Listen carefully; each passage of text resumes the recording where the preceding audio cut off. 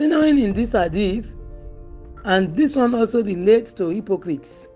The Holy Prophet says, Sallallahu Alaihi Wasallam, from the mouth of one of the companions, there are two things that will never be in harmony in a hypocrite: good manners and understanding of the religion. That is, anybody who is hypocritical, watch him properly, he will never have good manners. Good manners, giving respect, appreciating other people's values, you will never see it in an hypocrite. Understanding the religion of Islam and following the glowing admonitions, following the commandments, refraining from the forbidden ones, you will never see it in somebody who is hypocritical. And that is why this hadith, strengthen the first one, that when you see people that lack good manners, people who really do not understand their religion, check them properly. They will have these signs of hypocrites. When they say something, they tell lies. When they make promise, they break it. And when you trust them with anything, when you entrust them with anything, you realize that they betray you. Now there is another hadith. This is on compassion, that as people, it was through the compassion of Allah that we were brought into this world. It was through the compassion of Allah that we find ourselves in the religion of monotheism. It is through the mercy of Allah that we find ourselves as servants of Almighty Allah. And it is through this compassion that we live in this world and we are okay in terms of our sustenance and our life and everything. The Holy Prophet tells us in one of the hadith, may Almighty Allah have mercy on a man who is lenient when he sells, and is lenient when he buys, and he is lenient when he demands back his money. That is, a seller, a trader that is selling articles or items and shows mercy and leniency in his trade. He is compassionate, he cares about the feeling of the buyers, and he protects their hidden interest. He ensures that they are not cheated. He ensures that their rights are not tampered or trampled upon. And when he buys, he also buys with, taqwa. He is someone who is lenient, who is compassionate. When he buys, he does not take what does not belong to him from what he is buying. He does not ask greater measure than what he actually pays for. And he does not cheat the one that is selling. He is very merciful, and he considers that the person that is selling the thing that he is buying also has rights and privileges that he must protect. He must not cheat him. He must let the one that is selling makes his profit, and so on. And when he demands back his money, maybe he loans somebody money, or he loans somebody the use of his assets or wealth or property, and at the time when he has to collect this thing back, he does not do it with any kind of harshness.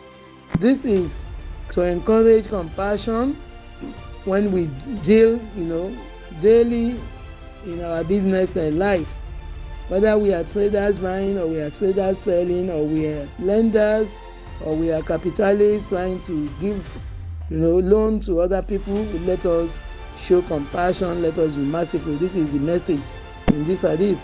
Another message in another hadith, the Holy Prophet Muhammad sallallahu alaihi wasallam said, he who likes Allah to deliver him from the calamities of the day of resurrection, let him either give respite to a debtor or grant him remission of loans in straitened circumstances.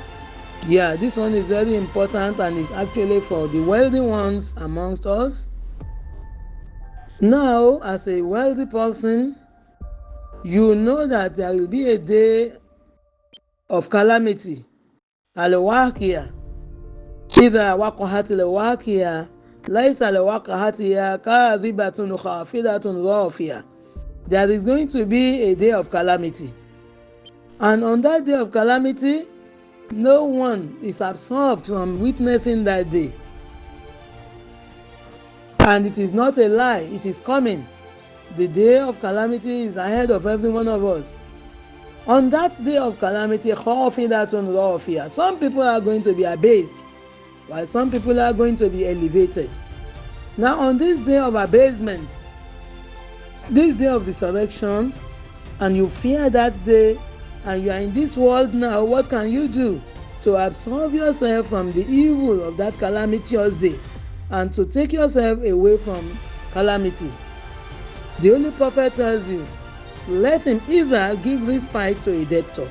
When somebody is owing you and you know that this debtor, this person owing you actually do not have the means or the strength to pay these funds back in full or in part, why not help that debtor? Give him some time extra to be able to pay. Perhaps this is the only way you can make things easier for the debtor. Then let the debtor have some respite in terms of time of repayment, or in terms of quantum of repayment, or in terms of conditions attached to the repayment. Try to show leniency, try to accommodate more, and give that debtor more space to breathe in properly and breathe out properly. This is what the Holy Prophet is telling you. As you are making things lighter for that debtor, Allah will make things light for you on the day of calamity. And you can also do another one. You can grant him remission of loans. If you realize that this person is someone who cannot even pay back, he cannot even afford it, there is no way he can make this thing, except it's going to be really, really difficult, and it's going to make life extremely difficult for that person, and within you can cope to a point to remit some of these loans, to overlook it or reduce it, or extend, or make it more elastic, make the repayment more elastic, and support that person. Perhaps somebody is owing you, and you can give this person some of your stock, or some contracts to enable that debtor get money from other sources so that he can repay you. Or you can even outrightly reduce whatever is owing you, or you can even cancel it, or you can do anything to make things easier for the debtor. The Holy Prophet is advocating that if you are able to do that for the one that is in this threatened circumstance, Almighty Allah is waiting to take you out of fear, and deliver you from the problems and the calamities of that great day. So this is a bonus for the rich ones. Check around your list of debtors, see who you can really emancipate from the burden of debt. This is from Rasulullah sallallahu alaihi wasallam.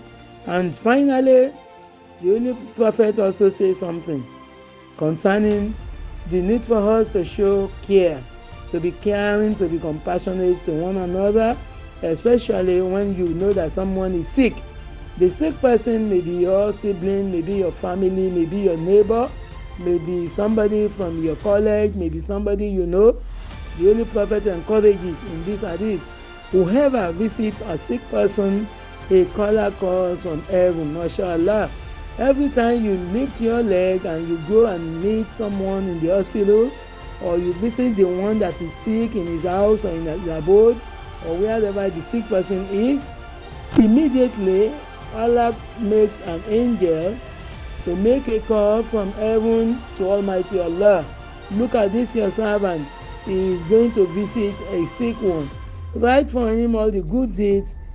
Make things easy for him. Make life easier for him. Do not let him encounter sickness, and so on. That is how Allah will send his guidance angel to mention your name before him, so that Allah can be merciful to you. This is the gist of this hadith. We ask Almighty Allah to assist us. May you be happy, may your walking be blessed, and may you occupy a dignified position in paradise. This is our last dua. We ask Almighty Allah to make every one of us to be happy, when we work to achieve our aims in life. May Almighty Allah put His blessings in this our working, maybe going to our places of our business or our life's endeavors. We ask Almighty Allah to bless these efforts, and when we finish the transaction in this world, the transactions of life, and we go back to Almighty Allah, we ask Almighty Allah to give us a position of eminence in His mansion in Al-Jannah, and to grant us something that is far, far, far above this, that Almighty Allah says that no one knows, no eyes have ever seen certain great things that Almighty Allah has, and no ears have ever listened to them, and no thought, no heart has ever thought about those things. Those are greater things with Almighty Allah. May Almighty Allah grant us the Jannah as well as all of these things that our hearts have not even fathomed, and this under His noble pleasure. Amen. Wala hawla wala quwwata illa billahi al-aliyyil azim wa sallallahu ala nabiyyi Muhammad sallallahu alaihi wasallam. With this, I say assalamu alaikum wa rahmatullahi ta'ala wa barakatuhu. Assalamu alaikum.